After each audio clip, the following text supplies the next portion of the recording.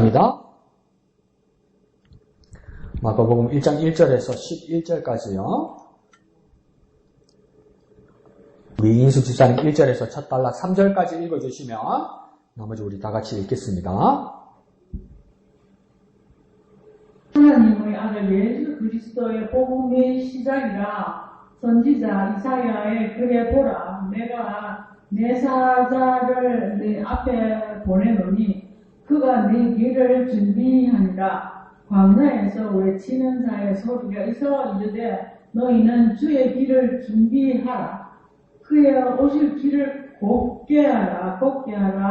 거룩된 기록된 것과 같이 다 같이요. 침례 요한이 광야에 이르러 죄사함을 받게 하는 회개의 침례를 전파하니 온 유대 지방과 예루살렘 사람이 다 나아가 자기 죄를 자복하고 요단강에서 그에게 침례를 받더라.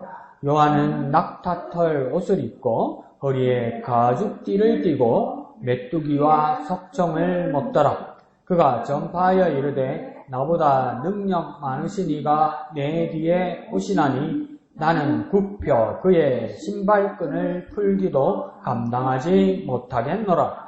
나는 너희에게 물로 침례를 베풀었거니와 그는 너희에게 성령으로 침례를 베푸시리라. 그때 예수께서 갈릴리 나사렛으로부터 와서 요단강에서 요한에게 침례를 받으시고 곧 물에서 올라오실새 하늘이 갈라짐과 성령이 비둘기같이 자기에게 내려오심을 보시더니 하늘로부터 소리가 나기를 너는 내 사랑하는 아들이라 내가 너를 기뻐하노라 하시니라. 아멘. 오늘 또 이건 공교롭다 말하면 안 되죠. 어떻게 표현해야 되죠? 참 마가복음 1장에 대해서 우리가 서론부터 같이 하게 돼서 참 감사한 일인 것 같습니다. 그래서 왼쪽에 제목 한번 읽어볼까요? 왼쪽 제목요. 시작. 하나님의 아들 그리스도 복음. 그러니까 마가복음 1장 전반부를 보면서 편집자는 이 세 가지 단어가 가장 키워드가 아닐까 이렇게 보고 있는 것 같습니다. 밑에 두 줄 요약문 진한 녹색 한번 읽어볼까요? 시작. 요한은 백성에게 제3의 침례를 베풀므로 예수님이 하나님 나라의 왕으로 오시는 것을 준비합니다.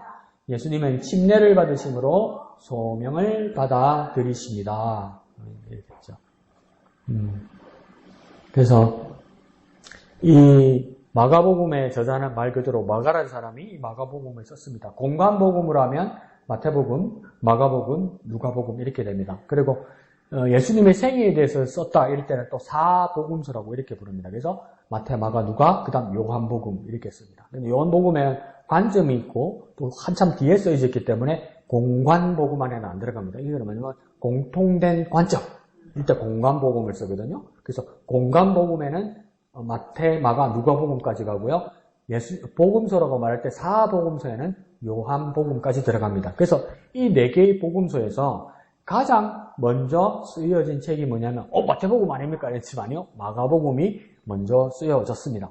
그런데 우리가 또 그러니까 예수님의 12제자를 한번 외워보라면 또 꼼수 부린다고 그러죠. 성인들 마태, 마가, 누가, 요한 이렇게 쓰잖아요. 그럼 딱 50점밖에 안 되죠. 왜 그렇습니까? 마가도 예수님의 제자가 아니고 누가도 예수님의 제자는 아닙니다.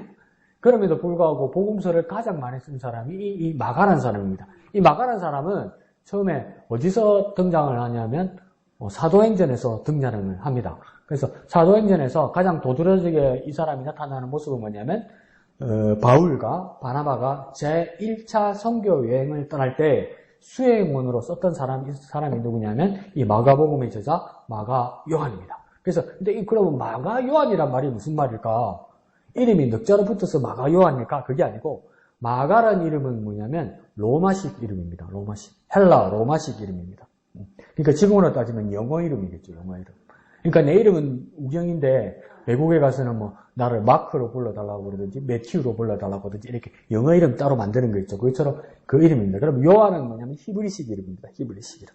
근데 이 사람이 마가 요한이라고 쓴 것은 뭐냐면 이 사람이 요즘 말로 하면 외국물을 좀 먹었구나.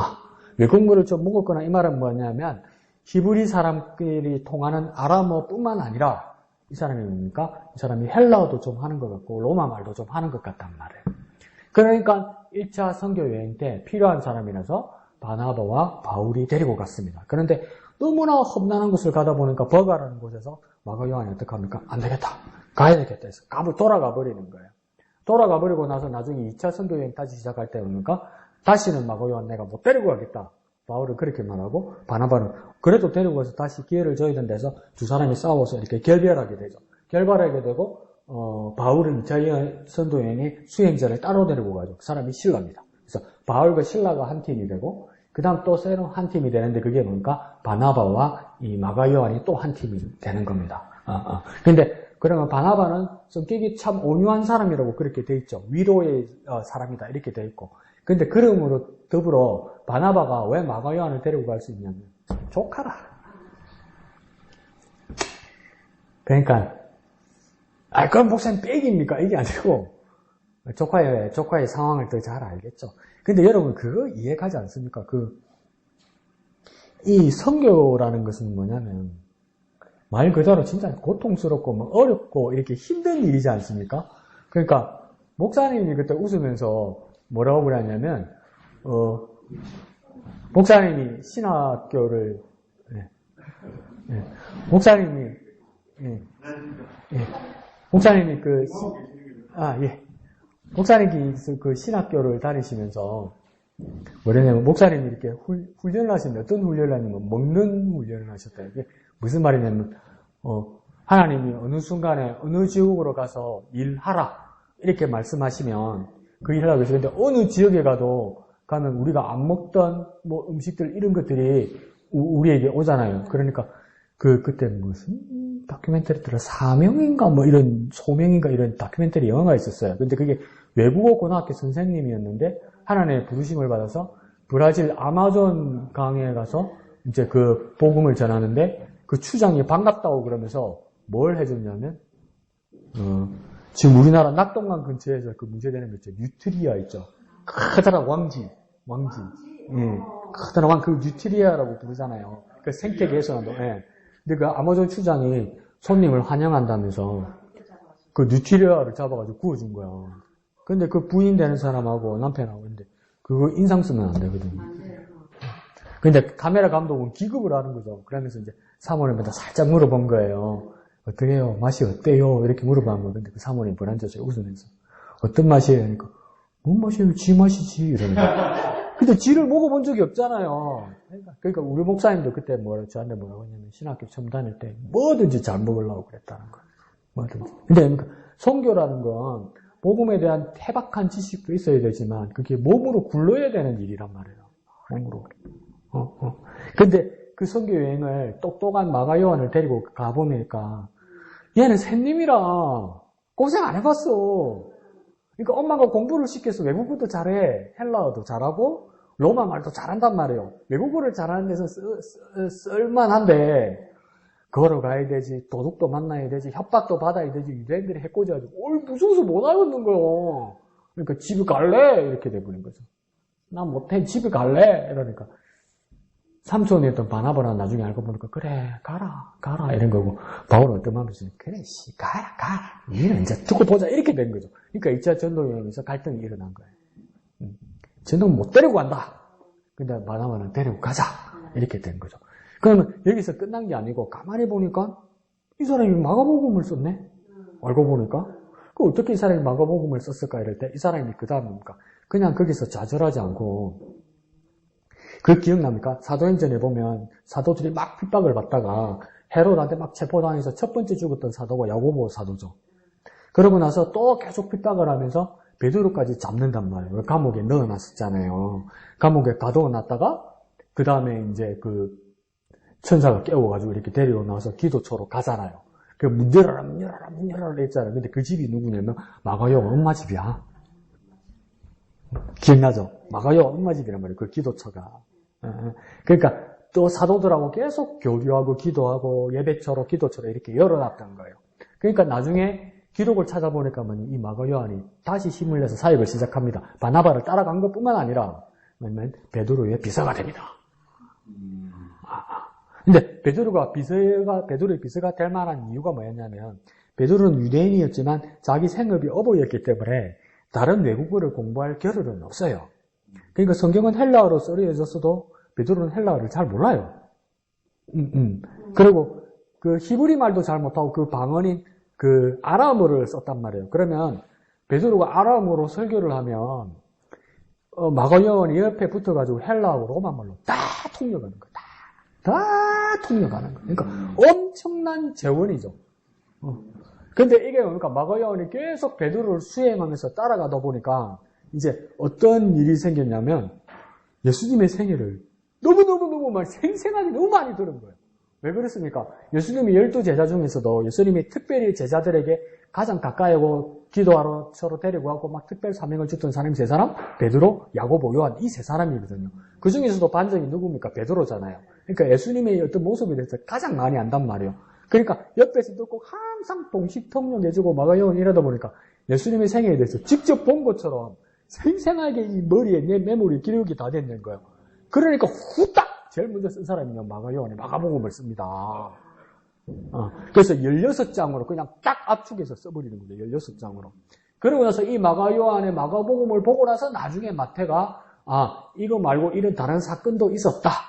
이렇게 하면서 쓴 것이 24장이나 되는 마태복음이 되는 거고, 그 다음에 이제 누가 같은 경우에는 이방인 헬라인이었지만 의사 출신인데 사도들하고 또 바울하고 이렇게 교류를 하면서 뭐냐면 24장이 되는 누가복음을 쓰고, 그 다음 요한은 나이가 90이 넘어서 이제 이렇게 복음서를 쓰게 된 거예요. 그러니까 마가가 엄청난 그거죠.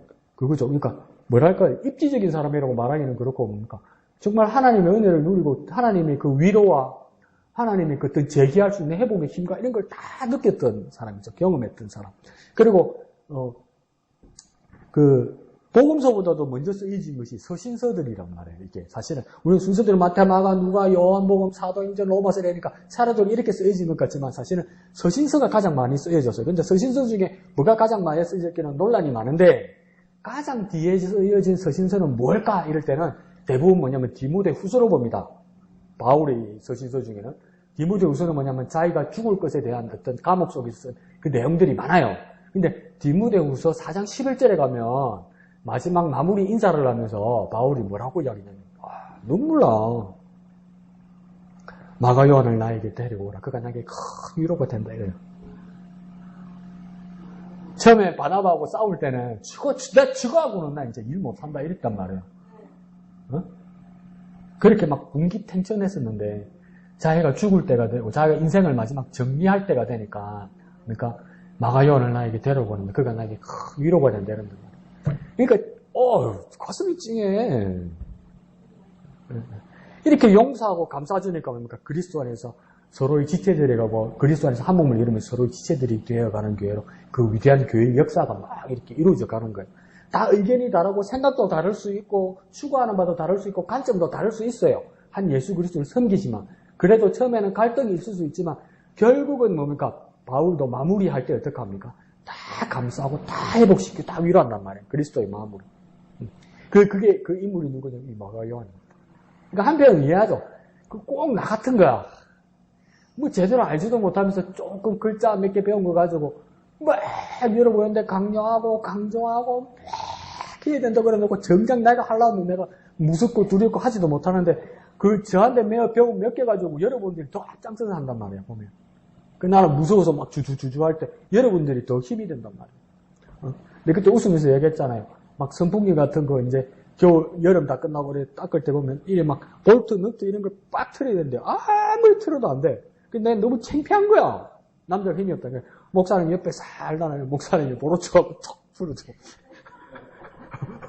모른 척하고 아무 일 없었던 것처럼. 그러니까 참 내가 마가 요한을 보면서 그러니까 영특한 거는 떠나서 참 샌님 같은 거 있잖아요. 샌님 같은 거. 그런 사람이었어요. 마가가. 그런데도 나중에 뭡니까? 사도들이 보듬어주고 감싸주고 하나님이 다시 기회를 주면서 정말 큰 일을 하게 되는 거죠. 그러니까 저와 여러분이 어떤 열정이 있어서 하나님 뜻을 따라 열심히 하다 보면 훌륭한 일도 있지만 막 마음이 안 맞아서 갈등이 일어날 때도 있어요. 그렇지만 여지를 남겨두고 하나님께서 다 같이 하나가 되고 회복하라 할 때 손 뻗어서 그걸 서로 맞아주고 서로 감싸주면요. 위대한 울타리가 되는 거예요, 이게. 교회라는 건 그런 거예요. 그러니까 어떤 사람들은 한 이야기 많아지잖아요. 오늘날 교회가 뭐 부패했고 타락했고 뭐가 잘못됐고 하는 뜻으로 살지 못하고 지적하려면 얼마든지 지적받을 만한 일들이 있죠, 교회에. 그런데 교회는 어떤 곳이냐면요. 교회는 분명히 하나님 살아계신 곳이면서도 그런 흠이 있다는 거면요. 교회는 어떨 때는 보면 어머니 같은 곳이에요. 교회가 왜 어머니 같은 곳이냐면 어릴 때 우리 엄마를 생각하면 우리 엄마가 모든 것을 할 수 있는 것 같고 우리 엄마가 모든 것을 아는 것 같고 우리 엄마가 나를 위해서 모든 것을 할 수 있는 분 같잖아요. 근데 어느 순간 내가 머리가 커지면서 나보고 그러면서 엄마는 왜 저래? 이런 이율배반적인 걸 느낄 때가 있잖아요. 우리 어머니가 조금 그래도 이렇게 허리를 짚으면서 걸어다닐 때 경화동 장까지 경화동 장을 왜 가겠어요? 아들 반찬거리 사러 가는 거지 자기 먹으려고 사는 거 아니잖아. 엄마들 그거 김치하고 밥만 있으면 그냥 살잖아. 네. 이 경화동장에 가가지고 홈플러스 앞에서 이렇게 택시가 이러면서 남는 거 없을 건데 버스도 못 타니까 아프니까 택시를 타서 이렇게 딱 내리면 그 신호등이 이렇게 건너가야 되잖아요. 그러니까 이렇게 건너서 이렇게 두 번 신호등을 만나야 되잖아요. 그러니까 이제 할매가 얼마나 위험한 짓을 하는지. 이쪽에 푸른 색깔 요거만 저걸 보고 빨리 걷지도 못하면서 대각선으로 가로질러 간 거야, 이게. 그러면 그 운전기사들이 신호대로 가면 부딪히는데 그냥 기다려줬던 거예요, 이때까지. 할머니 부딪히면 안 되니까. 근데 한 번은 이제 어머니가 장을 보고 나면 내가 마치는 시간에 꼭 거기까지 걸어갔어요. 내가 도서관에 앉아있다가. 그래가면 올 때는 내가 같이 실어서 이렇게 집에 같이 택시 타고 오면. 근데 택시기사 한 번은 그런 거. 할머니 아침에 그 장안에 와가지고 이렇게 저쪽으로 저렇게 가셨어가지고 우리 어머니가 가만히 있으니까. 할머니 그게요. 잘못하면 큰일 난다고, 위험 난다고.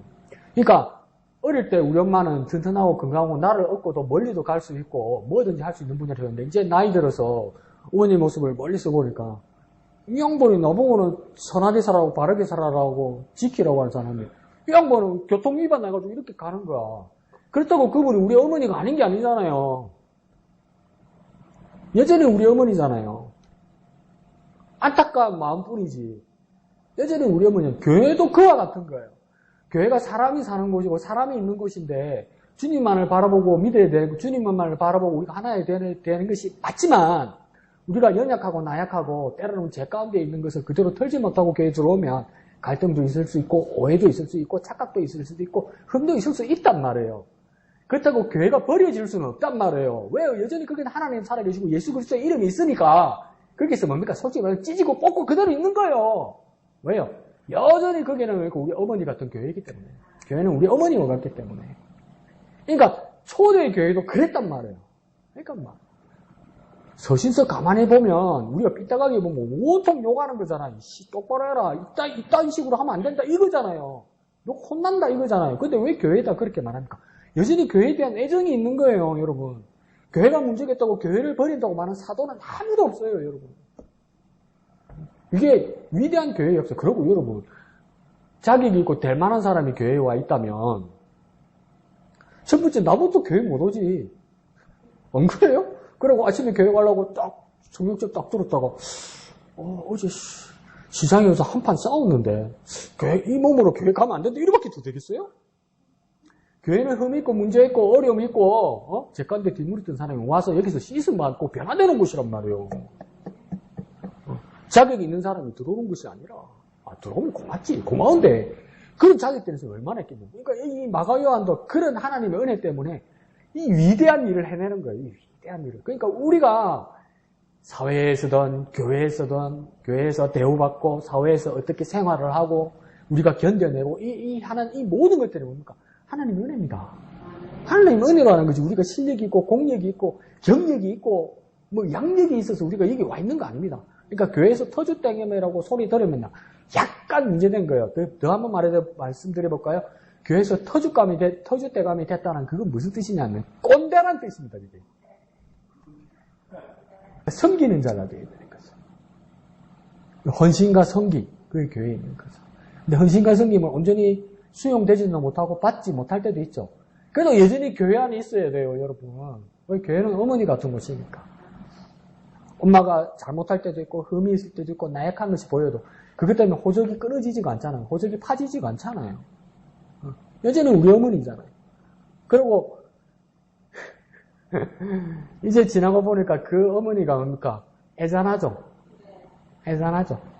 애잔하죠. 사춘기 때는 그렇죠. 아이씨, 엄마가 왜 이래? 아빠가 왜 이래? 이런 생각이 들죠. 근데 나이 들어서 다시 만날 수 있는 아버지만 생각해도 참 애쓰면서 사셨다. 이건 알겠어요. 참 애쓰면서 사셨다. 참 고생하셨다. 나태하거나 게으른 건 전혀 없었다. 참 애쓰셨다. 참 고생하셨다. 그 부분만이라도 존경받을 만한 어른이다. 그런 생각이 들더라고요. 근데 어떤 사람은 아직도 엄마 아빠한테 불만 있는 사람들 있죠. 머리 시끄럽네. 아니 청춘이라서 그래. 교회에 아직도 불만 있는 사람들 있죠. 철딱서니가 없어서 그래. 마가요원이 그렇게 위대한 일을 하게 됩니다. 정말 얼마나 그러니까 빌리 그레이엄이 우리나라에 그때 1980년대, 70년대에 한번 왔을 거예요. 그래서 여의도 광장에서 그 설교할 때 그 동시 통역했던 사람이 수원중앙직내교회 김장환 목사님이죠. 그때는 김장환 목사님 알려졌죠. 어떨 때는 막 빌리 그레이엄이 이렇게 위축될 정도였어요. 왜 그러냐면 빌리 그레이엄이 말이 떨어지자마자 바로 동시 통역이 되니까. 근데 뭐 빌리 그레이엄 이렇게 설교하면서 빌리 그레이엄 말하고 나면 할렐루야 이랬는데 뭐 김장환 목사님 혼자 흥분해가지고 할렐루야 이러고 있으니까. 그러니까 빌리 그레이엄 지금 마가요원이 그 지경이 된 거예요. 베드로가 직접 주님의 반장이고 주님을 직접 경험한 사람으로서 예수님을 만난 것에 대해서 복음을 전하는데 아람어밖에 못한단 말이에요. 그러니까 히브리 사람, 이스라엘 사람한테밖에 복음을 못 전한단 말이에요. 그런데 마가요한이 어떡합니까? 헬라어도 하죠. 로마 말도 하죠. 그러니까 전 세계에 복음 전가하는데 동시 통역하면서 더 많은 사람을 상대하는 거예요. 더 많은 사람을 상대하다 보니까 성경은 뭡니까? 헬라어로 쓰여진 거예요. 헬라어로 쓰여졌다는 건 헬라어로 신약 성경이 쓰여졌다는 말은 뭐냐면 일반 히브리 사람, 이스라엘 사람들은 신약 성경을 못 읽는다 뜻이에요. 왜? 이게 무슨 말이냐면 만약에 예수님이 한국에 오셨고 예수님의 제자들이 한국 사람이면 신약 성경은 뭘로 쓰여진 거냐면 영어로 쓰여진 거예요. 그거하고 같은 거예요, 이게. 그러니까 한국 사람은 예수님의 세계를 못 읽는 거죠, 웬만하면. 근데 왜 굳이 헬라어, 지금은 영어 같은 걸로 쓰여졌을까? 왜요? 성교하고 온 세계 복음 증가하기 위해서. 그게 베드로가 쓸 수가 없단 말이에요. 근데 그걸 누가 감당한 겁니까? 마가요한이. 그러니까 교회에서 자격 없다고 이 사람 내쳐버렸으면 복음화 되는 일에 얼마나 뒤처졌겠어요. 얼마나 막혔겠어요. 그러니까 하나님의 그 위대하신 일은 우리가 상상할 수 없는 거예요. 그러니까 이 실패의 과정도 하나님께서 이끄시기 위한 단계였던 거예요. 그러니까 우리는 뭡니까? 실패했다면 끝났네. 우리 자꾸 이렇게 생각밖에 안 들어요. 아유, 나도 그래요. 끝났다. 이제는 안 되겠다. 이런 생각밖에 안 들어요. 그런데 어떨 때는 끝났네. 이제는 안 되겠다. 이랬는데 뭡니까? 못 죽어서, 죄송합니다. 못 죽어서 눈이 뜨여서 일도 가고 눈이 뜨여서 교회로 온단 말이에요. 억지로 와 있단 말이에요. 근데 그 지나서 보면 하나님 다 하셨어. 그러니까 하나님의 뜻을 모르겠어. 근데 어떨 때는 요즘 무슨 거예요? 하나님의 뜻을 모르겠어요. 이러면서 그러니까 다 모르니까 다행인 것 같아요. 다 모르니까 다행인 것 같아요. 하나님만 알고 있는 게 맞는 것 같아요. 그러면 하나님께서 끌고 오실 것 같아요. 요즘 살만한가 봐요. 있는데 또 우리에게 나에게도 개인적인 또 어려움이 다시 오겠죠. 오는데 근데 억지로라도 하나님 뜻에 따라 이렇게 실패하면서도 끌려가다 보면 하나님께서 결국 이끄시면서 알게 되지 않을까. 어머니 병원에 갈 때 버스 안에서는 꼭 책 한 권을 가지고 버스를 2시간 가까이 오고 가고 2시간, 3시간, 4시간 이렇게 타니까 꼭 책을 가지고 이제 의무적으로 읽으려고 노력은 해요. 근데 요즘 읽는 책은 버스에서는 뭘 읽냐면 존 베일리의 매일 기도라는 그 기도문이 있어요. 그 책을 이제 존 베일리가 지지난주에는 뭐라고 써놨냐면, 어떻게 이렇게 신박한 생각을 했을까? 이 존 베일리가 뭐라고 기도문에 써놨냐면, 나의 실패들이 인내의 기반이 되게 하여 주옵소서. 이래놨어.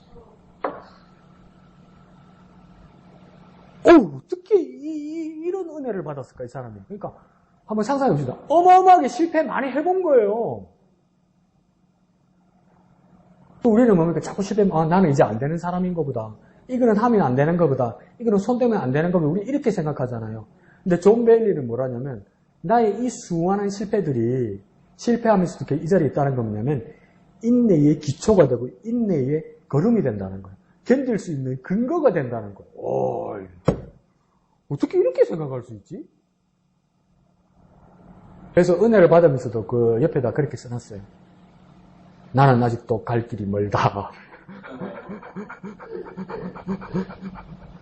그러니까 아직도 배워야 될 게 많구나. 내가 우리 선배들에게 배워야 될 것들이 많구나.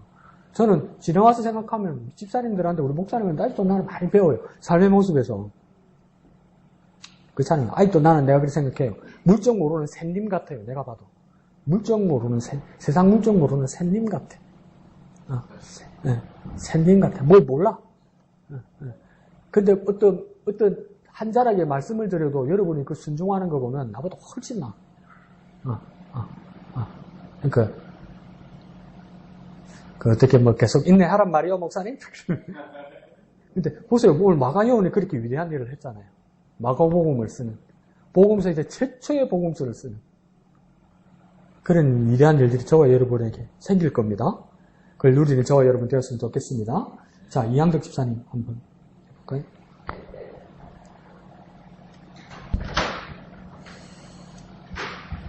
네, 또 새로운 또 부정을 맞이하면서 새로운 또 계획을 갖게 하신 하나님께 감사드립니다. 저 오늘 그냥 1절에서 3절까지 이곳에서 계속 읽어보자.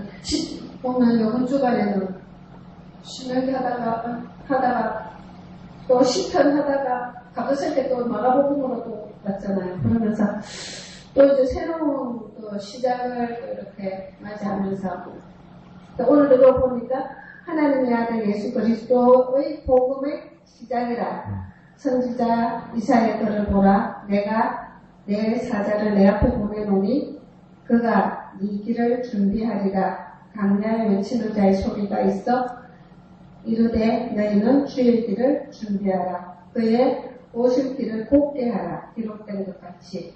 그래요. 저도 올해 이렇게 도전이 되는 글이었습니다. 그래서 복음의 시작. 그래요. 우리도 이제 협력이지만 또 새로 또 시작하는 이걸 보면서 이제 24년도 시작했다는 것이 이제 한 달이 가면서 또 이제 나이가 또 나태한 점이 없었나 하는 것도 이제 생각해 보면서 그래 또 다시 시작하면서 오늘 여기에서 오늘 말씀에서는 준비하라.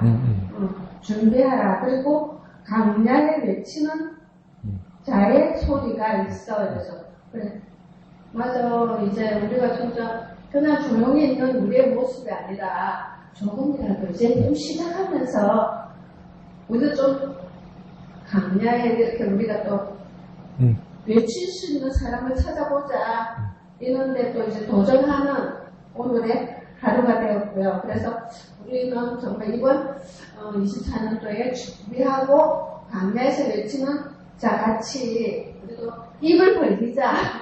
그러면서 오늘 하는 도전되는 시간이었습니다. 예, 감사합니다. 그래서 이한두 집사님 같은 경우에는 준비하는 모습 그리고 광야에서 외치는 자가 되어야 된다. 이렇게 말씀해 주셨습니다. 그래서 그 이사야 글을 인용하면서 그가 네 길을 준비하리라 이러면서 이 글은 이사야서의 입장에서는 뭐냐면 이사야 앞에 또 일을 보내는 어떤 메신저 뭐 천사 같기도 하고 뭐 누구가 될 수도 있단 말이에요. 그가 먼저 와서 준비할 것이다. 그런데 이제 복음서에서 인용됨으로써 이제 이사야 대신에 누가 들어가냐면 예수 그리스도가 나오고 메시아인 예수 그리스도 나오고 그러면 앞서서 준비하는 자는 누구냐? 천사나 어떤 다른 사자가 아니라 누가 되겠습니까? 구체적으로 침례 요한이 되겠죠. 침례 요한이 먼저 와서 주님의 오실 길을 준비한다는 거죠. 그러니까 우리도 준비하는 자가 된다는 건 뭡니까? 주님께서 영광 받으실 일을 위해서 우리는 준비하는 사람이 되어야 되는 거죠. 그러니까 주님이 영광 받으시기 위해서 주님이 그러면 이곳에 임하시고 이곳에 오신다면 우리는 시간적으로 따지면 뭐냐면 먼저 해야 되고 우리가 먼저 와서 대우받기 전에 뭡니까? 일해야 되고, 우리가 먼저 주님 오시기 전에 청소도 해놔야 되고, 길도 닦아놔야 되고, 카페트도 깔아야 된단 말이에요. 근데 똑같이 대우받으려고 널브러져 있으면 안 된다는 거지. 근데 더 궁극적으로는 뭐겠습니까? 이제 초림의 주님이 아니라 다시 오실, 왕으로 오실 주님에 대해서 우리가 이 세상에서 사는 그 길의 모습은 이항대 집사님 말씀처럼 준비하는 자가 되어야 되는데, 어떤 준비하는 자가 되어야 되겠느냐? 집사님 말씀 같은 경우에는 외치는 자가 되어야 된다. 복음을 전하는 자가 되어야 된다. 그 복음은 뭐냐? 예수가 주시고, 예수가 하나님의 아들이시고, 예수가 구원자라는 거. 그걸 계속 이야기하고 있어요. 그러니까 주님 오실 때는 다 됐는데 주님은 아직 안 오셨으니까 주님 다시 오실 때까지 우리는 그러니까 예수는 구원자고, 예수는 여러분들을 위해서 죽으신 분이고, 예수님은 하나님의 아들이고, 그 예수로 우리가 하나님의 자녀가 된다 막 말하고 해서 계속 이런 모습으로 우리가 외치면서 준비하고 있었으면 어떻게 되겠습니까? 그걸 보시면 예수님이 딱 오시면 이 모습이 얼마나 영광된 겁니까? 얼마나 영광된 겁니까? 그러니까 목사님 그때 재밌게 뭐라고 말씀하시냐면, 목사님이 항상 그게 마음이 어려워지는데 목사님이 어떤 말씀하시냐면, 목사님이 신학대학을 졸업하시고 4학년을 다 졸업하시고 장교 군인으로 가셨으니까 그 복무를 하고 나서 제대하고 나서 왔을 때 목사님 그 공백에 대해서 상당히 어려워질 거라고 좀 이렇게 좀 마음에 이렇게 복잡하셨다고 그랬어요. 그때 이제 목사님을 부르신 분이 누구냐면 부산 영진교회에 있는 우영훈 목사님이 우리 목사님을 전도사님으로 이렇게 불렀다고 했어요. 근데 우영훈 목사님이 우리 목사님을 기억할 때는 어떤 게 있었냐면, 우리 목사님이 고등학교 때 처음 주님을 만나서 이제 신앙생활을 시작했는데 그때 마음이 얼마나 뜨거웠는지 진짜 작은 일부터 하셨다고 그랬어요. 제일 하기 싫은 거 있잖아요. 여기처럼 나는 그 신발끈을 풀기도 감당하지 못했다는 우리 목사님 오니까 주일학교 애들 신발 놨는 것부터 했단 말이에요. 그리고 어떤 날은 우영훈 목사님이 그냥 이렇게 시내를 쓱 지나가는데 해양극장하고 농업협 앞에서 아무도 시키지 않는데 목사님이 진해고등학교 그 체육복 입은 채로 목사님이 전도지를 팍 돌리고 우영훈 목사님 지나가다 본 거야.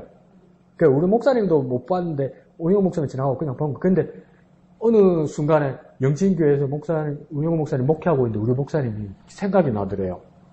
그래서 불렀다는 거야. 같이 동역하고 사회 가자. 그래서 우리 목사님 부산에 가서 사회 가시게 된 거죠.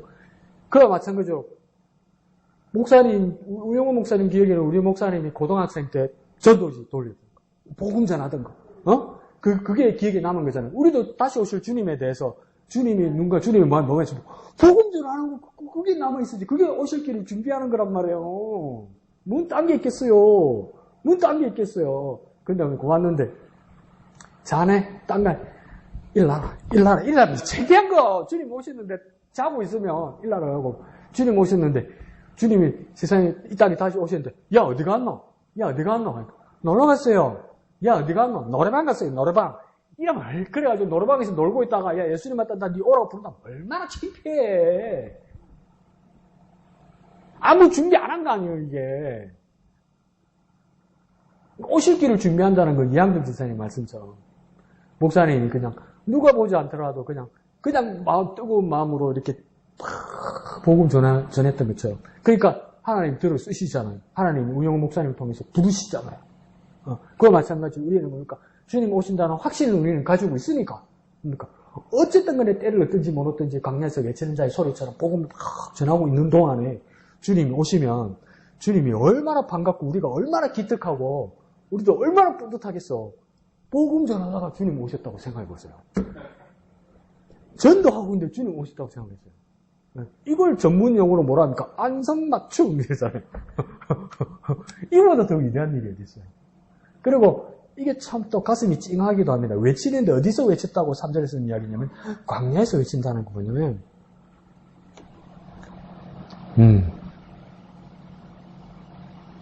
이 생각대로 이게 안 될 때가 있다 이 말이에요. 이게. 그러니까 복음을 전하면 전도지를 받는 사람마다 받아. 내가 복음 전하면서 빡! 전도지를 지는데 전기가 칙!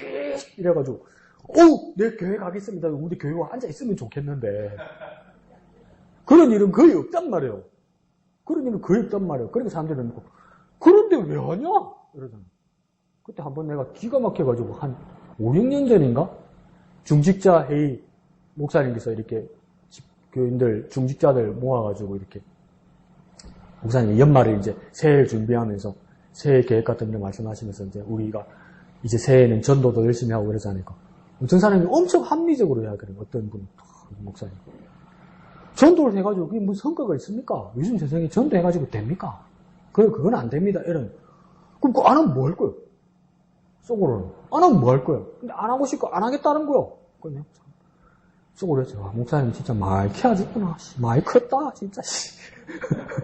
어떻게 저런 말을 저렇게 뻔뻔하게 하냐. 그러니까 그런데 현실은 진짜 그 말이 맞아요. 전도지를 딱 돌리면 전도지를 딱 가지고 정의가 찌릿 해가지고 앉아있으면 좋겠는데 전도지는 100장을 돌리는데 한 사람도 안 온 것 같아. 그러면 다른 사람, 안 하는 사람들은 뭐라 했습니까? 해봤자 소용없다. 그럼 만나하러 이런단 말이에요. 근데 여기서도 뭐라고 이야기합니까? 광야에서 외친다는 건 뭡니까? 광야는 아무도 없다는 거예요. 생산성이 없다는 거예요. 사람들이 볼 때는. 별 효과가 없다는 거예요, 이게. 그냥 허공에 대고 예수 믿으러 하는 거고 뭐가 다르냐니까. 목숨을, 그러니까 마음이 없으니까 복음을 전해도 순도제를 받아도 이거 보고 오해야 되겠다는 확률은 몇 프로 안 되니까. 사람들이 볼 때는 광야에서 허공에다 대고 헛짓하는 것처럼 보인단 말이에요. 그래도 뭐합니까? 광야에서 외쳐야 된다고 이야기하는 거예요. 지금은 코로나도 생겼고 또 인권 문제도 생겼고 그렇기 때문에 그러지 않지만 여호와 증인이 전도하는 방법 중에 옛날에는 요즘은 뭡니까? 이 현수막 작은 거 하나 펴놓고 뭐 광장 같은 데 이렇게 서가지고 있어요. 여호와 증인 사람들, 전도하는 사람들. 그래가지고 뭐 이렇게 홍보물, 전도물 이런 거 놔놓고 이제 지나가다가 관심 있는 사람이 이렇게 딱 멈추면 이제 복음 전하는데 옛날에는 어떻게 했습니까? 가가호 다 찾아 들어갔잖아요. 가가호. 근데 미국도 이제 그렇게 여호와 증인도 그렇게 말하는데 옛날에 미국의 여호와 증인도 가가호 다 찾아봤다. 집집마다 다 두들고 찾아 들어가고 이랬단 말이에요. 그러면 우리 그렇게 생각하십니까?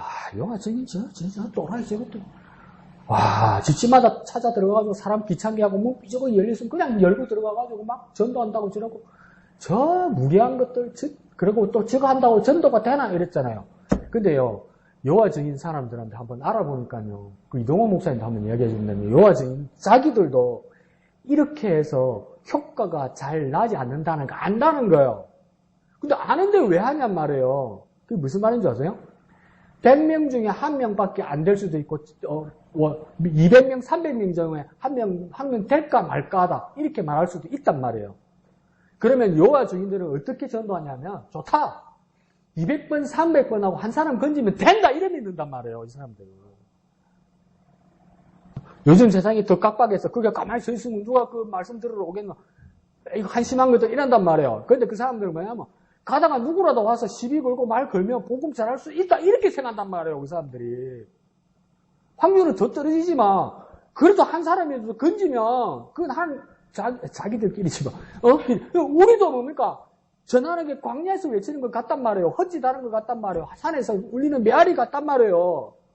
그런데도 뭡니까? 그렇게 하는 게 맞다고요. 생산성 넣고 말도 안 되는 짓 왜 하냐. 사람들은 그렇게 말하고 오래 교회 다니는 사람들은 그렇게 말할지 몰라도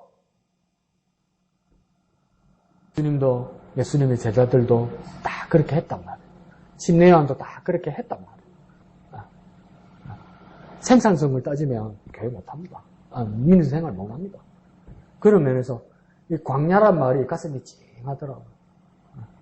팍 전하고 오고 팍 전하고 낚시질 하는 것처럼 예수님처럼 사람 낚는 어부들이라는 점 사람 낚는 어부가 무슨 뜻일까 할 때 우리는 또 우리끼리 해석하잖아요. 걸면 걸리고 걸리면 걸리고 던지면 낚시 던지면 올라오고 던지면 올라오고 이렇게 생각하잖아요. 그러니까 성격이 급한 놈은 그물 팍 던지고 훅 건지고 막 이렇게 생각하잖아요. 그게 생산성의 뜻이었을까? 그건 아닌가 봐요. 그러니까 뭡니까? 광야에서 외치는 자의 소리다. 그런데 그 다음 뭡니까? 광야에서 길을 처음에 3절에서 길을 준비하고 광야에서 외치는 자의 소리 2절에서 3절까지는 처음 전반부로 뭐냐면 이 한 사람입니다. 사자 그죠? 한 사람인데 3절 후반부에 가서는 이제 뭐랍니까? 이 길을 준비하고 외치는 자가 뭐라고 그 후반부에 말하냐면 이제 한 사람이 아니고 너희는 이렇게 말합니다. 이제 많은 사람들이 다 같이 뭐 해야 됩니까? 그 길을 준비하고 그 길을 곱게 하는 사람이 돼야 된다는 거. 우리는 뭐니까 복음 전하는 자의 동력자가 되어서 서로 힘을 합해서 이 일을 해야 된다 이 말이에요. 한 사람이 광야에서 외치는 자의 소리가 될 때, 아이고 지금 뭐하러 저게 그게 되는 일이가 해봤자 소용없다 이를 그렇게 말하지 말고, 강야에서 우리 집사람이, 강야에서 우리 형제 자매가 이렇게 한다면, 나도 같이 힘을 합쳐서 같이 한단 말이야. 사람들은, 지금 많은 거야. 이럴 때 뭡니까? 더 큰 소리 우리가 옆에서. 독창이 중창되고, 중창이 합창되고, 합창이 재창되고, 막 거대한 물길에 복음 전하는 소리로, 팍, 이럴 수 있도록, 한 사람이 외치는 자와 한 사람이 준비하는 자에서, 이제, 그러니까 너희, 우리 모두가 외치는 자가 되는 그 일이 뭡니까? 위대한 일이다. 그게 복음의 일이다. 이렇게 말합니다. 근데 이게 왜 힘드냐면요. 지금 시작할 때도 하나님의 아들 예수 그리스도의 복음의 시작이라고 하잖아요. 이 복음이란 말이 성경에서 처음 쓰는 말이 아닙니다. 교회에서 처음 쓴 말이 아니요. 오늘 왼쪽에도 써 있는 것처럼 복음을 뭐라면 유앙겔리온 이렇게 씁니다. 이 유앙겔리온이란 말은 뭐냐면 황제만 쓰는 말입니다.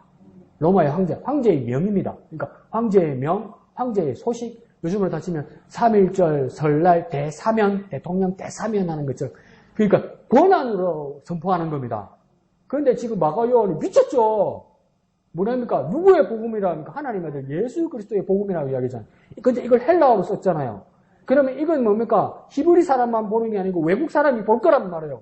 외국 사람이 보는데 헬라어로 썼으니까 만국 공용어잖아요. 그럼 이 누구까지 보는 겁니까? 로마의 관리와 로마의 황제까지 보는 거예요. 그럼 황제가 보았을 때 이 예수의 복음은 뭐가 되겠습니까? 반란이고 구태타죠. 그러니까 이게 혁명적인 말씀입니다. 그러니까 체제를 정복하기 위한 혁명적인 체제의 말씀이 아니라 하나님 나라가 진격해 온다는 그 위대한 말씀이에요. 그러니까 이 위대한 말씀에 대해서 얼마나 핍박받았겠습니까? 그러니까 얼마나 핍박받았겠어요. 오해당하면서 얼마나 핍박받았겠어요. 여러분 그 주의 만찬식을 하면서 성도들이 얼마나 그 모함당하고 죽은 줄 아세요? 초대 교인들이? 이게 그리스도의 몸이고 이게 그리스도의 피라고 이렇게 나눠주니까 얼마나 어거지 소리들이 나왔냐면 이 예수쟁이들은 이 식인종이라고 그랬단 말이야. 사람 살 뜯어먹고 피 마신다. 흡혈귀 식인종 이랬단 말이야. 그리고 다 같이 모여서 형제 자매라고 부르고 다 같이 떡을 나누고 잔을 나눈다니까 어떤 모함과 오해까지 생겼냐면 이것들 지네끼리 한 방에 모여서 남자 여자 혼음한다고 그랬단 말이야. 말도 안 되는 거짓말을 막 섞어가지고 막 핍박했단 말이야. 그러니까 군인들만 로마 관리들만 이 그리스도인들을 핍박한 게 아니라 도덕적인 비난을 시민들이 다 해버렸단 말이에요. 이 더러운 것들 이러면서 그런 핍박 가운데서도 뭡니까 복음 전했단 말이에요. 그러니 우리끼리 말하면 얼마나 처음에 안 먹혔겠습니까? 이제. 얼마나 오해받고 얼마나 마음이 원통했겠어요, 여러분. 여러분 어떨 때는 원통하지 않아요. 나도 우리 엄마 아버지 아들 딸이고 나도 가문이 있는 집안 사람이고 나도 공부 좀 했고 나도 학교 좀 다녔고 나도 직장에서 내 부하들이 있고 내가 어느 정도 상관인데 예수 믿는 이것 때문에 복음만 전한다고 전도지 돌리면 무시하고 말 함부로 하고 그러니까 두 사람 뭐라니까 복음 그래 말하면 안 되는데 전도지 팍 주면서 끝까지요 겸손한 마음으로 섬기는 마음으로 전도지 딱 줘야 되는데 주면서 뭐랍니까? 예수는 내가 믿고 덕은 네가 보는 줄 알아라. 그 정도 우리 마음이 속상할 때도 얼마나 많아요. 내가 왜 이렇게 무시당해야 되나? 내가 예수 믿는 것 때문에. 근데 복음 전하는 자에게는 광야에서 외치는 소리와 같아요. 근데 그렇게 생산성 없고 말도 안 되는 일을 하면서 계속 그 일을 포기하지 않고 실망하지 않고 하고 있을 때 주님이 오시면 그 길을 예배한 사람은 우리밖에 없는 거예요. 그러니까 우리 한번 마음에 생각해봅시다. 나의 실패들과 광야에서 외치는 나의 절망들이 인내의 기반이 되게 하여 주옵소서. 어떻게 그 사람 그렇게 기도하고 있어. 그렇게 우리 서로 격려하면서 나아가는 저와 여러분 되었으면 좋겠습니다. 예, 목사님. 그 7절에 보니까 그 신발끈을 풀기도 감당치 못하겠노라라고 하는 친절하게 요한이가 자기가 어떤 성경을 가졌고 또 무엇을 해야 되는지에 대해서 분명하고 선명하게 알고 있었거든요. 네. 그럼에도 불구하고 다른 사람들은 친절 요한이가 메시아인 줄로 오해하기도 하고 또 오해하면서 따르기도 하고 또 그러면서 카리스마도 있고 모든 정도가 또 그 앞에 순종하는 그런 마음들도 있었거든요. 그럼에도 불구하고 그는 여전히 자신을 낮추고 난 그분을 힘들면도 높은다라고 하며 낮추는 그 특히 낮추는 그 모습을 이렇게 보게 되거든요. 예수님의 모습도 마찬가지인 것 같아요. 자신이 죄인이 아니면서도 여전히 침례를 받으면서 자신을 낮추는 그 예수님. 또 하나님께서 그런 예수님을 향해서 너는 내 아들이고 내 사랑하는 아들이고 내 기뻐하는 자라라고 그렇게 말씀해 주시고 이 낮춘다라고 하는 거 그리고 물론 이제 침례 요한에게 나온 침례를 받는 사람들도 역시 마찬가지고 자신을 낮춘다라고 생각해요. 오늘 본문에 보면 예루살렘 사람이 다 나와 다라고 하는 표현이 있거든요.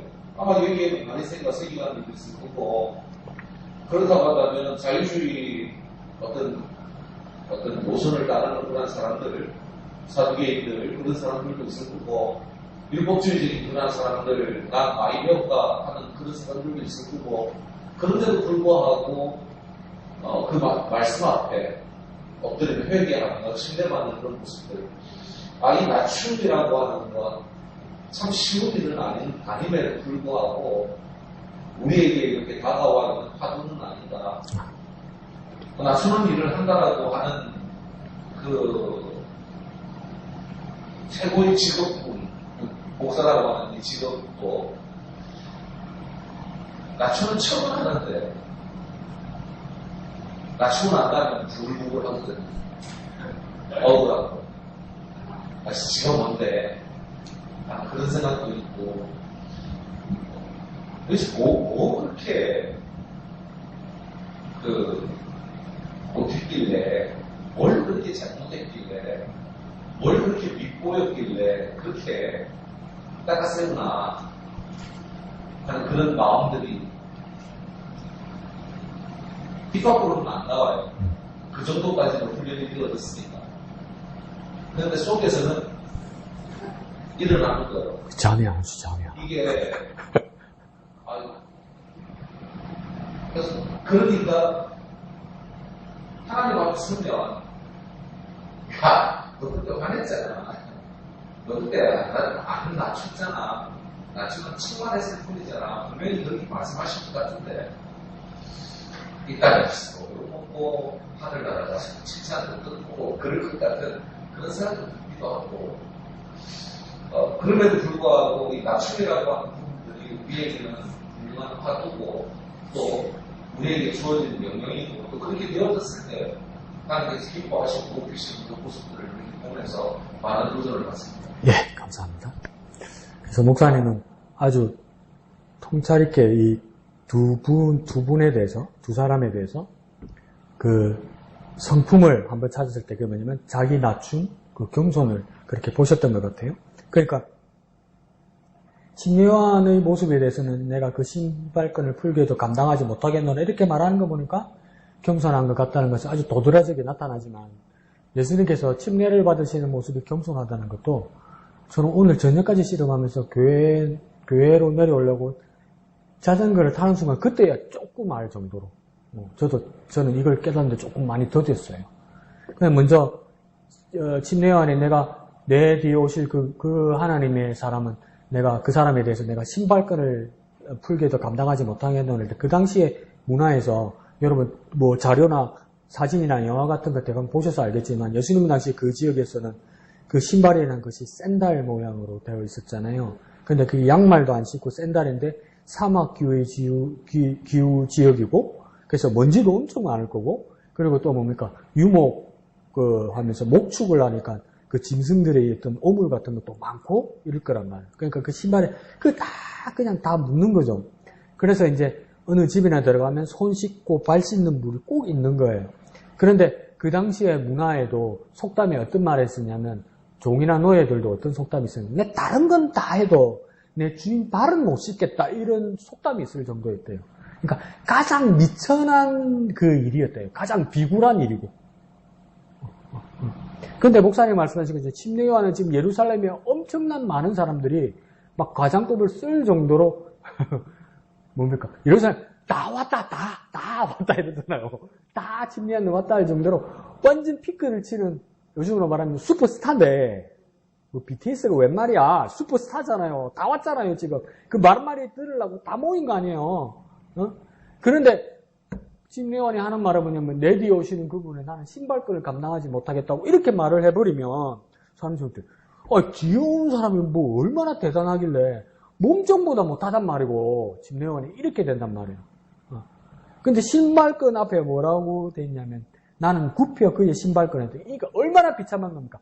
신발을 풀어주기 위해서 신발끈을 풀어서 발을 씻겨주기 위해서 어떻게 해야 되냐면 무릎도 꿇고 허리도 굽혀야 되는 거예요. 비참한 거죠. 근데 나는 그것보다도 못한 사람이다 이렇게 이야기하는 거예요. 근데 여러분 누가복음에서 예수님의 탄생과 침례요한의 탄생을 한번 비교해 보십시오. 먼저 마리아가 아이를 잉태했다고 말하지만 그 앞에 수태했던 자가 누굽니까? 침례요한이잖아요. 그게 사촌 언니 엘리사벳의 아이였잖아요. 근데 그 주기를 보면 침례요한이 얼마 정도 먼저 태어났냐면 6개월 정도 먼저 태어났어요. 근데 친척뻘 언니였잖아요. 엘리사벳이 마리아의. 그러면 먼 친척뻘인지 가까운 친척뻘인지 모르지만 족보상으로는 예수님과 침례요한은 이종 사촌지간이에요. 이종 사촌지간. 그럼 침례요한은 모르는 사람이 아니야. 침례요한과 예수는. 그러면 침례요한은 누구냐면 이종 사촌 형이잖아. 자기가 형이고 모르는 사람도 아니란 말이에요. 근데 아는 가까운 친척에다가 내가 형이란 말이야. 근데 그 사람은 뭡니까? 신발끈도 감당하지 못할 정도로 내가 섬겨야 되는 일이라고 하면 이 사람은 얼마나 자기를 낮추고 얼마나 겸손하고 하나님이 주신 일에 대해서 얼마나 순종하는 사람이냐 이거죠. 얼마나 순종하는 우리는 가까운 친지가 가까운 가정이면 근데 그때 말씀드렸죠. 네가 예수 믿는다고? 우리 같은 경우에는 네 요즘 뭐하노?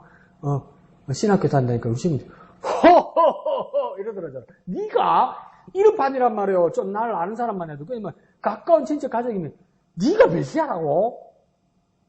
내가 니를 아는데 이렇게밖에 말이 안 나온단 말이에요. 네? 그런데 침례요한은 어떻게 하냐면 예대에 오시는 그분은 하나님의 사람이고 하나님의 분이기 때문에 신발끈을 감당하지는 못했는데 그 앞에는 뭐라고 하냐면 신발끈과 비교되는 게 뭐냐면 그 줄 따라 맨 앞으로 가면 그게 뭡니까? 능력 많으신이라고 이야기하잖아요. 신발끈과 능력이 비교가 돼요. 나는 신발끈도 감당하지 못할 자꾸 신발끈 하니까 욕 같다. 자, 신발끈을 감당하지 못할 정말 미천한 사람인데 내가 받들어야 될 그분은 능력이 있는 자라고. 능력 많으신 분이라고. 이렇게까지 겸손한 거예요. 자기의 낮춤 엄청난 사람. 그리고 나중에 한번 생각해 보십시오. 그러고 나서 요한복음이나 복음서를 다 같이 보면 그러니까 침례요한이 예수님께 침례를 해드리면서 공개 오픈해버렸단 말이에요. 자 보라 세상죄를 지고 가는 하나님의 어린 양이로다 이렇게 해버렸단 말이에요. 그러니까 사람들도 저 사람인가? 기다리는 저 사람인가? 이렇게 돼버렸단 말이에요. 그러고 나니까 어떤 현상이 일어나니까 같은 강줄기를 따라 침례요한도 침례를 주고 이제는 뭡니까? 예수님의 제자들도 침례를 주기 시작했단 말이에요. 근데 사람들이 어디로 갑니까? 침례요한에서 예수님에게로 다 몰려가 버린다. 또 쉽게 말해볼까요? 침례요한 장사가 끝났어 이제. 사람이 안 와. 그러니까 침례요한의 제자들이 얼마나 속상했겠어요. 그 속상해하는 모습의 침례요한의 제자들에게 뭐라 말씀해요? 그 유명한 말이잖아요. 그는 흥하여야 하고 나는 쇠하여야 한다 이래요. 아니 망하는 거 자랑하고 있어요. 그런데 그거 다시 복음서를 전체 엮어보면요. 진짜 눈물 나요. 그거 왜 그러냐면 나는 그러잖아요. 침례요한이 나는 너희들을 해방시킬 그런 사람도 아니고 내가 너희를 구원할 사람도 아니고 오실 분의 그 길을 예배하면서 제사함을 위한 회개의 침례를 베푸는 일밖에 못하는 사람이라고 이야기하잖아요. 근데 자기 관심은 그거밖에 없어요. 민족 해방도 아니고 민족 구원도 아니에요, 이 사람은. 그러니까 자기 일만 하는 이것만 해야 된다고 생각하는 사람인데 어느 순간 예수님이 침례받으시고 예수님의 사람들에게 침례받으러 사람들이 더 많이 모이면서 그는 흥하여야 하고 나는 쇠하여야 된다 말만 한 것이 아니라 그걸 실행합니다. 이상한 말을 해요. 심내원의 정치적 발언을 이상하게 하기 시작합니다. 그 정치적 발언을 왜? 정치적인 목적이 없었는데 정치적인 발언을 해요. 누구를 향합니까? 헤롯을 비난하기 시작해요. 왜냐면 동색의 아내 헤로디아를 친함이 합당하지 않다 이렇게 욕해버려요. 정치적인 목적이 없던 사람이 정치인을 욕을 한단 말이에요. 지금 세상도 그렇고 그때 세상도 똑같은가 봐. 정치를 욕하면 이 새끼라고 잡아 넣어버릴 거예요. 그 침례원이 잡혀 들어가 버린 거예요. 그러고 나서 뭡니까? 그 여자들이 짝당을 해가지고 뭡니까? 목을 쳐버리잖아요. 그럼 침례원은 왜 그랬을까? 그는 흥하여고 나는 쇠하여라면서 내가 쇠하는 날을 내가 보아야 되겠다는 것이 아니라 직접 죽으로 들어간 거란 말이에요. 내가 없어져야 예수구가 드러난다고 이렇게 돼버린 거예요. 진짜 상징적인 말이 아니라 내가 죽어야 예수가 산다고 진짜 말하고 내 몸으로 보여준 사람이 침례원이란 말이에요. 그러니까 자기를 낮추는 모습을 어떻게 보였냐면 자기를 낮추는 궁극적인 모습은 나는 죽어야 하고 내가 죽으면 예수가 산다는 모습을 그냥 보여준 사람이란 말이에요. 이 사람이. 어휴. 난 천국 가면 물어볼 사람 많아요. 모르는 게 많아요. 왜 그랬어요? 그렇게까지 하셔야 됐어요? 한번 물어보고 싶어. 아니, 그렇게까지 하셔야 돼요? 그럼 침례원한테 그럴까? 애가 뭘 알겠어? 샌님이 뭘 알겠어? 자, 그러면서 목사님은 뭘 하나를 더 지적하셨냐면 예수님이 침례원에게 침례받으러 가니까 예수님 그 위대하다고 다 증거받았는데 예수님도 뭐랍니까? 침례원에게 침례받으러 가잖아요. 우리 말로 뭡니까? 꿀로 들어가. 침례원에게 꿀로 들어가. 또 우리 이렇게 하는 거. 이게 이해가 안 가잖아요. 그러니까 마태복음에서 뭐랍니까? 침례원이 말하죠. 거절하죠. 내가 당신에게 침례받아야 되는데 어떻게 나에게 침례받으러 오십니까? 근데 막 예수님이 뭐라고 한참 말했는데 저도 기억이 안 나는 거예요. 그래서 내가 내 혼자 기억으로 어떻게 요약을 해야 되냐면 절차 이렇게 써버린 거예요. 절차 따라 해야 되는 거죠. 근데 절차란 말이 없어요. 마태복음에. 마태복음에 뭐라고 하냐면 예수님께서 허락하라. 이와 같이 하여 모든 의를 이루는 것이 합당하다. 이렇게 말씀하셨어요. 그러니까 더 헷갈리는 기로. 절차 이러면 말이 되는데 순서가 있다고 막 순서 맞춰서 하자. 이 말했으면 쉬운데 예수님 허락하라. 이를 통하여 의를 이루는 것이 합당. 뭐를 의를 이루고 뭐가 합당한 걸까? 목사님 아까 말씀해 주셨잖아요. 그 겸손은 예수님의 겸손도 그 무슨 겸손이냐면 여러분 우리 배웠잖아요. 침례 왜 침례합니까? 내가 그리스도와 함께 죽고 내가 그리스도와 함께 사는 것 이게 침례라고 그랬잖아요. 그리스도와 함께 죽고 물속에 들어가 죽고 나올 때 그리스도와 함께 사는 새 사람이 되었다는 걸 고백하는 거라고 얘기했잖아요. 그럼 예수님 왜 침례받은 겁니까? 뭘 상징하는 겁니까? 죽으러 왔다 이거 말해주고 이거 보여주는 거지. 사람이 죽어야 할 일에 대해서 내가 사람으로서 죽겠다는 걸 확실히 보여주겠다 이 말이에요. 그러니까 의를 이룬다는 건 예수님의 유일한 목적은 영광 받으시기 전에 뭐 하는 것이 우선이라고 예수님 말하냐면 나 죽으러 왔다. 사람이 죽어야 할 일에 대해서 나 죽으러 왔다. 그걸 하기 위해서 뭡니까? 침례받으러 물속에 훅 들어간 거야. 그러니까 침례원이 그걸 예수님께 침례를 준 순간 얼마나 가슴이 찡했을까. 그러니까 그 마태복음 그 고백에 나오죠. 보라 세상 죄를 지고 가는 하나님의 어린 양이로다 이러잖아요. 어린 양은 뭔 뜻입니까? 뭐 순수하고 깨끗하고 그 뜻도 있죠. 근데 어린 양은 왜 어린 양인 이스라엘 사람들이 어린 양은 뭐한테 쓰는 겁니까? 목 달라고. 어린 양 목 달라고 그러는 거잖아요. 죽이려고 그러는 거잖아요. 목 따서 피내 바치려고 그러는 거잖아요. 태워 죽이려고 그러는 거잖아요. 그 침례원의 가슴이 벅차고 막 뭉클하고 막 너무나 슬픔과 기쁨이 막 찜함이 꽉 차서 했던 말이 뭡니까? 보라 세상 죄를 지고 하는 하나님의 어린 양이로다. 세상 죄를 지었기 때문에 저 어린 양이 죽는 모습으로 예수가 너희를 위하여 죽는 모습으로 오셨다. 그 말을 합니까? 두 사람은 서로 겸손하면서 다 통하고 있었어요. 그러니까 뭐랍니까? 또 우리 그거 잘못하면 저거는 우리의 희생양이다. 내 죽을 거 죽었다. 그래 말할까봐 하나님께서 못 박죠. 11절에 뭐랍니까? 하나님 음성이 들리죠. 뭐랍니까? 내 아들이다. 너하고 똑같은 사람이라서 쟤 때문에 죽는 게 아니고 나 하나님의 아들로서 그러나 너희 죄를 위해서 죽는다. 여전히 그는 누구입니까? 하나님의 아들이다. 이렇게 못 박아버렸잖아요. 그게 엄청난 복음입니다, 이게.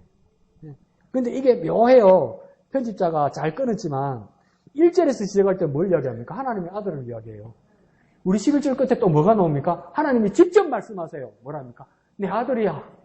내 아들이야. 하나님의 아들로서 오시고 하나님의 아들로서 선포받은 이 예수님께서 또 뭡니까? 가장 지극히 낮아지심으로 하신 그 모습입니까? 죽는 거라. 심내양도 뭡니까? 그 하나님의 뜻을 따라 순종하는데 그 가장 순종하는 모습이 뭐라?